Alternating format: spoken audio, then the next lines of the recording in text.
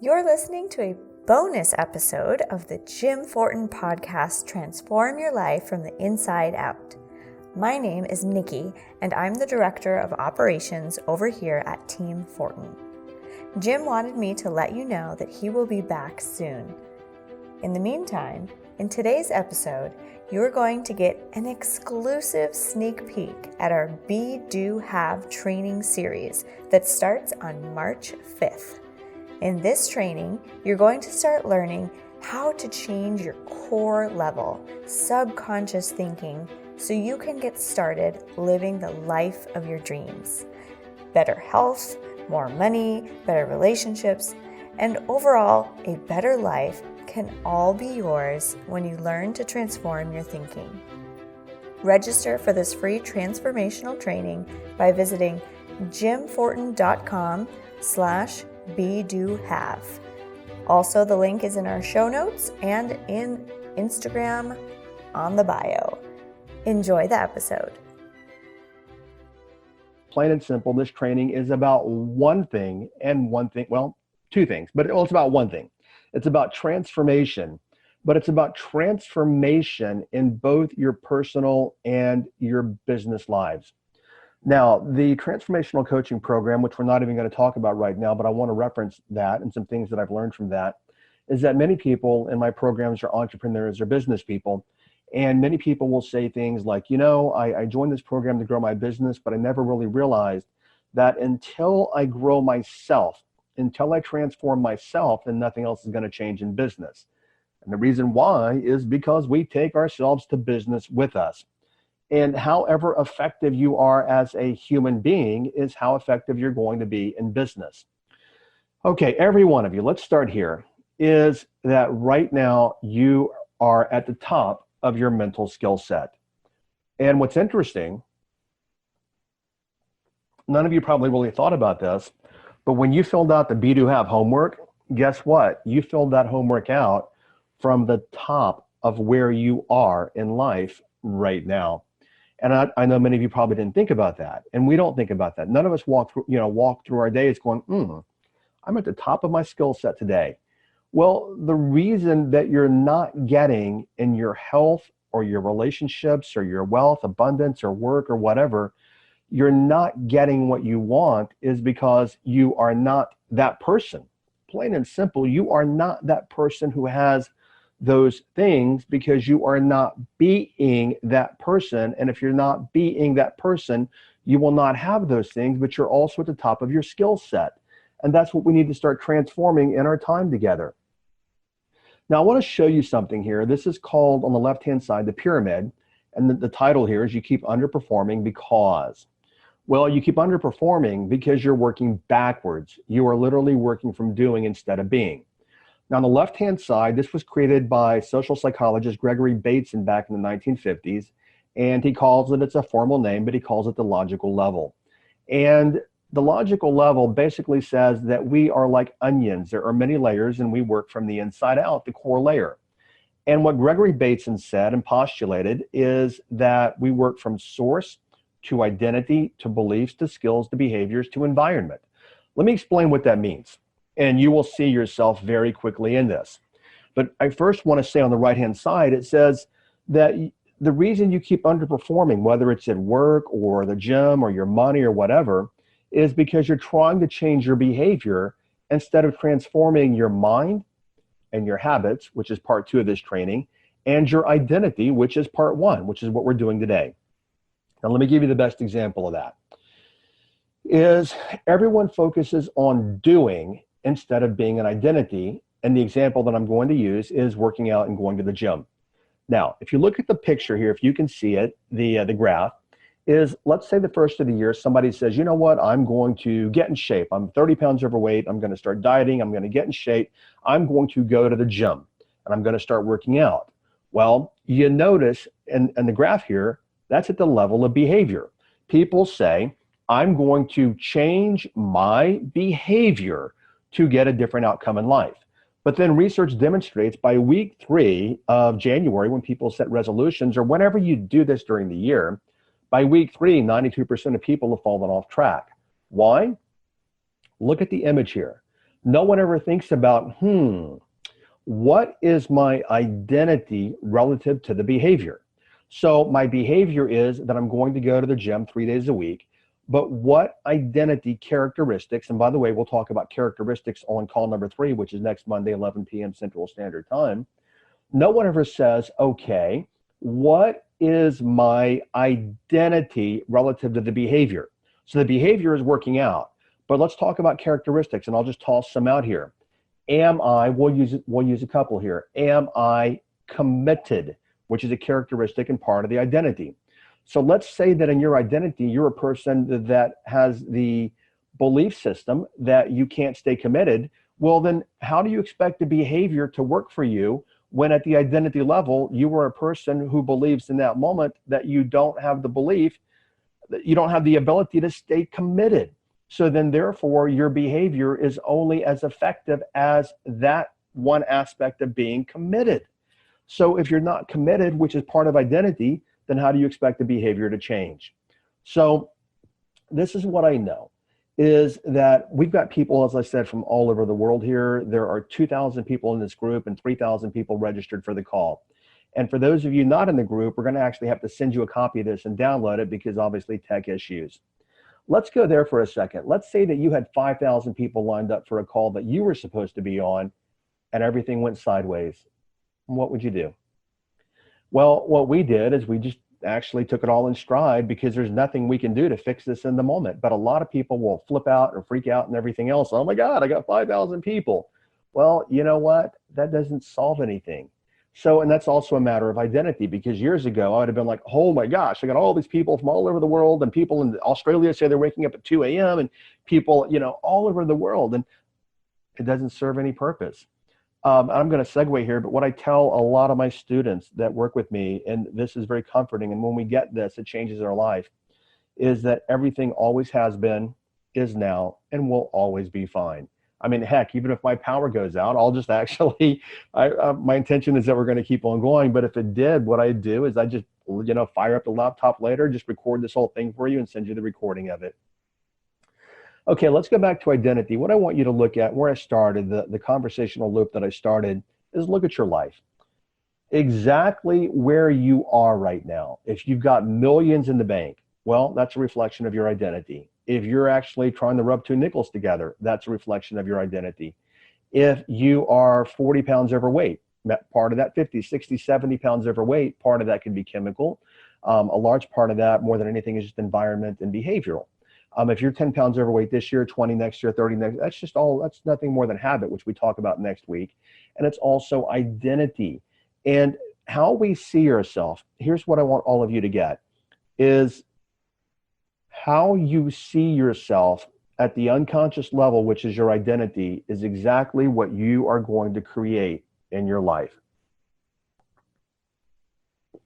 So then what people do is they listen to all the motivational speakers and the big social media personalities that will say things like, you have to go out there and you have to work until your eyeballs bleed, and you have to grind it out, you have to struggle, and all this blah, blah nonsense, which is not true. Because I don't grind it out, I don't struggle, and I make millions of dollars a year. But I used to believe that, and we'll get to that in just a minute, because many of you do believe that you have to grind it out and you have to struggle and you've got to work till your eyeballs bleed and you have to hustle. But let's look at the level of behavior for a moment. Let's say that you believe, or used to believe, that you have to grind it out. Well, that's a behavior, right? But what if the identity is that you're a poor person, that you grew up poor, you're poor? Well, if that's your identity, that you're poor, you can do the behavior and grind it out and hustle all day long, but you're still going to be poor. Why? Because that is your identity. And when I say poor, what I mean is financially, you're not wealthy, you're not financially abundant. So it's obvious by this point for all of you watching that, let's just slow down here for a second, is that doing things and behavior, they assist. But the behavior is only as effective as the identity that's driving the behavior. So you can try it if you want, knock yourself out. You can go out there and try to grind it out. And people actually reward that in our culture. People like, oh my gosh, she's a hustler. Well, maybe that's not the right word. She grinds it out. There we go. And she's a really hard worker and she's dedicated. But you know what? She never has any money, or him. And the thing is this, is that what you do is only as effective as the being doing the doing, which is the identity. So we're going to move on here, but I want every one of you, wherever you are in the world, because people are the same everywhere in the world for the most part, is that where you are is a reflection of you. Now I'll get to that in just a moment. So most people work backwards. They work from what I call the have, do, be model. Now the have, do, be model is this. People will say, and guys, I'm not tossing any stones here because I have been and lived my life in every one of these slides, in the old ways and the new ways. And I'm always growing as well. Which I'll talk about identity in just a minute for me, because even this morning I was thinking about even ways that I want to shift my identity for ways that I want to become and things that I want to do. I'm no different. I'm no better than any of you guys. I just have been immersed in this work for a lot of years. And I'll tell you a little about my background in just a moment, but I'm no better and no worse than anyone in this group. I'm on this planet. I'm learning my lessons. And as long as I'm on this planet, I'm going to be learning my lessons. Okay, have, do, be. I used to work that model, and many of you probably work that model, and it's a broken model. The have, do, be model is, well, let's say you're an online entrepreneur. If I had more money, if I had more money, then what I could do is I could hire a Facebook ads person. And then if I could hire a Facebook ads person, then that's a doing thing. I could do that. And then guess what? I could make a lot of money and I could be successful. However, because I don't have the money, then I can't do it. And if I can't do it, then I can't be it. Listen very carefully, please. Listen or watch, whichever you're doing. That's a broken model. Anytime you say, I don't have enough time, I don't have enough energy, and I don't have enough money. Anytime you say any of those three things, I don't have enough time, energy, or money, you are working from circumstance, which is the have, do, be model. And when you work from circumstance, you will every single time repeat your circumstance. Now, the model that we want to start working from, that you want to start working from, and the only model that works is the reverse of that, the be, do, have model. And be, do, have, what we look at is who, which is what we started your homework with. Who and how do I have to be to do what I want to do or need to do or choose to do to have what I want to have in life. Now, for me, I must be a transformer in my own life. I must be aligned. I must be committed. I must be devoted. I must be focused. I must be someone who creates content that transforms people's life. Now, even creating the content can be a bit of a doing, but notice everything prior to that is all about ways of being, because we are human beings first, not human doings. But many of you are predominantly human doings. So I look at ways, in what ways, and I say to myself, what ways must I be to create the outcomes that I want? Then what many people do is, here's the pothole, is they work backwards. Well, I must be focused. And then they go back to have, do, be. But I can't be focused because I don't have time, or I don't have money, or I don't have energy. And then what they do is they basically just take the being part of who they need to be and then push it off in the ditch. And then they wonder why they're not getting the results that they want. I did read every single one of your images that you posted. And guys, great job.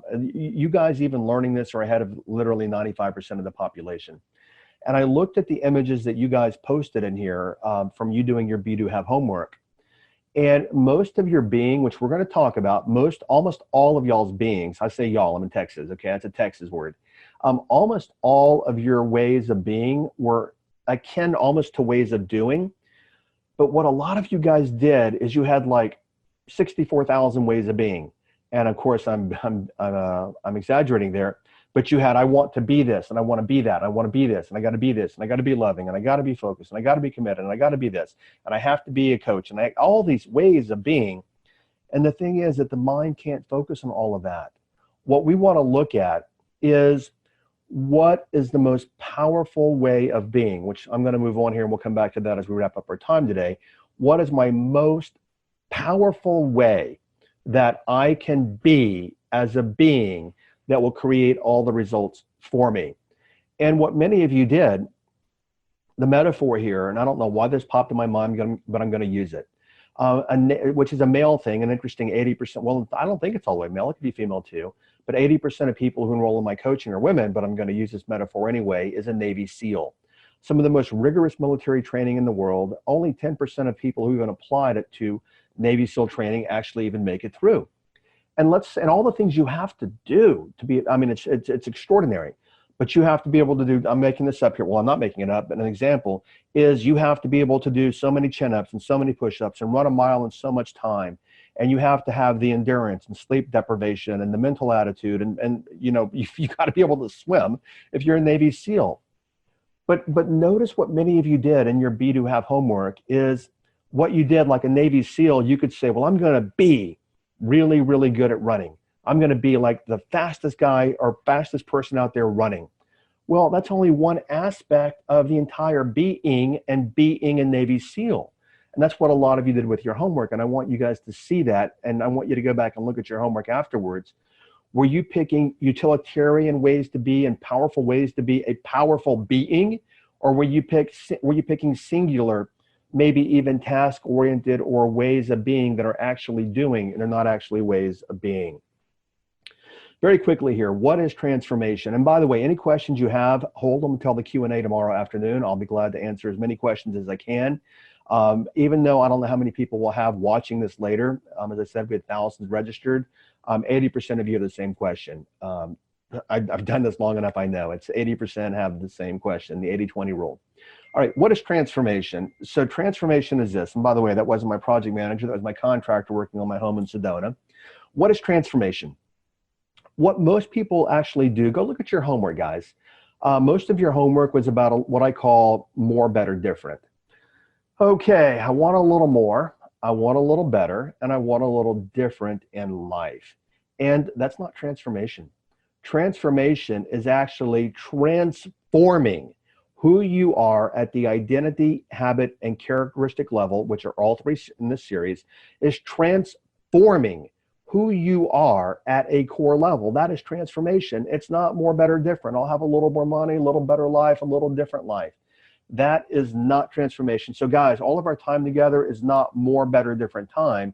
It's quite literally, let's start. And when I say start, because I can only do so much in our time together, let's start reinventing who you are and who you're being. Very quickly, I'm not going to say a lot about me because this is not about me. This is about you guys. But I want you to know, if you don't have a history with me, I know that many of you have come from my podcast. For all of you listening, thank you very, very much. We have hit over, I don't know, 200 and something downloads in a matter of a few months. I think 4 months now. We're a top-rated podcast. And thank you guys very, very much. I'm very honored. And many people will send every day the team gets, and I can't read them all. We just get so many. And it's hard to keep up. But thank you for that. And we get emails and messages and DMs and Facebook and Instagram and everything else. People saying, Jim, thank you for your podcast. No, it's the reverse of that. Thank you guys. Thank you for allowing me to be able to serve, to live my Dharma, and to do what I do, because this is what I do. Speaking of me very quickly, obviously, my name is Jim Fortin. I've been in this field for over 25 years. I've worked with top people in my industry. I've shared the speaking lineup with the biggest names in my industry. I'm a master hypnotist, and the reason that matters to you is because one of the ways, which we'll talk about in a minute, just for a little bit today, is one of the ways to change your identity is subconscious reprogramming or self-hypnosis. Most people do not know that hypnosis is endorsed by, or was endorsed by the American Medical, is endorsed by the British Medical, the American Dental, the American Psychological, the American Psychiatric, and the American Psychological Associations, Harvard, Stanford, Yale, Columbia, the Mayo Clinic. All of these world-renowned organizations endorse the efficacy of hypnosis for healing and for behavioral change. I mean, you don't like the word hypnosis, it's fine. Call it, I don't know, call it Afghan banana stand. I don't care what you call it whatever you want. Call it power of the mind is all that it is, just power of the mind. I'm also an NLP master practitioner, neuro-linguistic programming. which in my interpretation is the psychology of objective experience.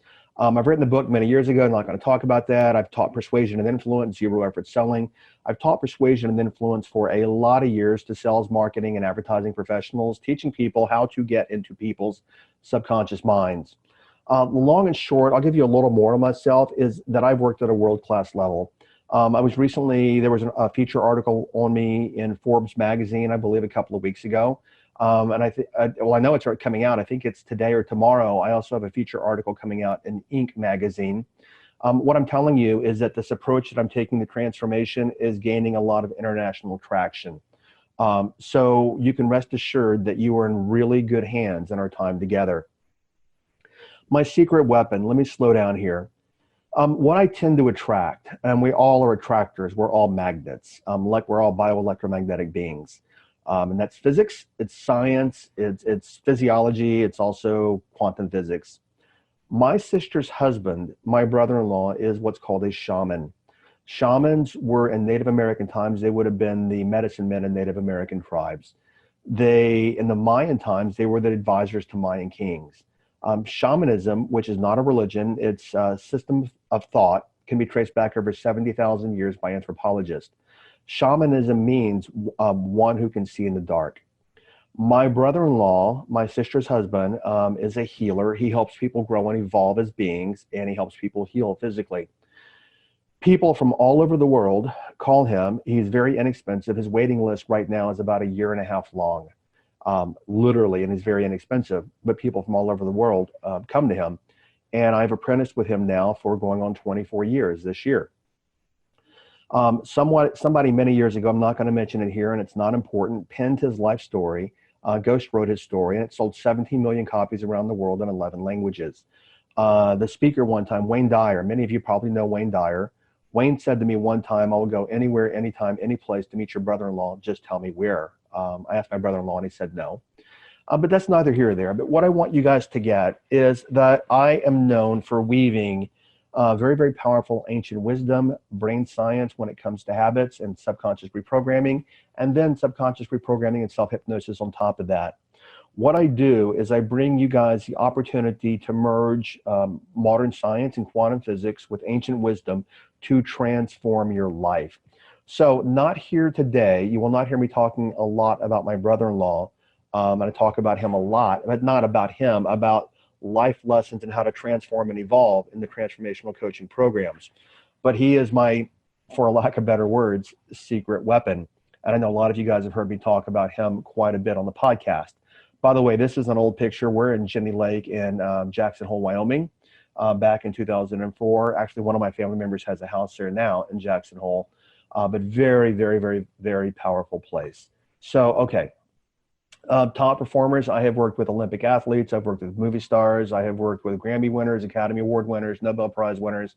I've worked with the top salespeople, and like, for example, at Keller Williams, twice I have coached 2 people to the #1 spot in the nation for team leader for Keller Williams.